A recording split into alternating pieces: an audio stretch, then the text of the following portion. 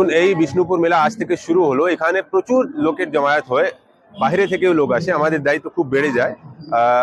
এখানে আমাদের সমস্ত ফোর্স অফিসার ডিপ্লয়েড করা আছে, কন্ট্রোল রুম আছে, সিসিটিভি আমাদের মনিটরিং এর ব্যবস্থা করা হচ্ছে। 107 খানা সিসিটিভি ক্যামেরা আমরা লাগিয়েছি।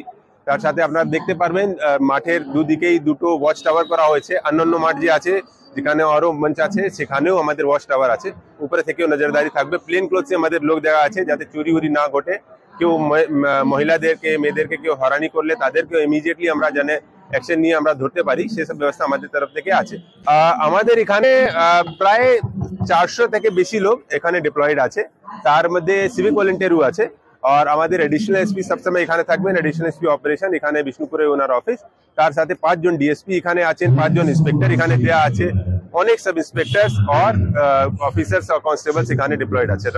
নারী নিরাপত্তার জন্য আমরা সবসময় তৎপর আছি। আপনারা দেখবেন পিছনেই আমাদের লেডি কন্টিনজেন্টও আছে, তারাও খুব ডিউটি করবে। তারা আর আমাদের যে মেল পুলিশ পার্সন আছে, তারাও এখন খুব সেন্সিটিভ আছে।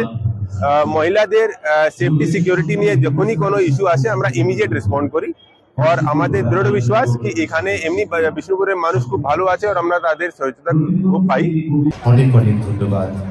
বিষ্ণুপুর মেলা এবং উৎসব কমিটির পক্ষ থেকে আনন্দঘর মূলত তন্ময় দাসের কোরিওগ্রাফিতে যে রাধা কাহিনী আপনারা এতক্ষণে মঞ্চে দেখবেন। আমরা বিষ্ণুপুর মেলা এবং উৎসব কমিটির পক্ষ থেকে যদি এই মাত্র সমাপ্তি ঘটল, আমরা নিয়ে আসবো আমাদের পরবর্তী অনুষ্ঠান 37তম বিষ্ণুপুর মেলার ঐতিহ্যের সংস্কৃতির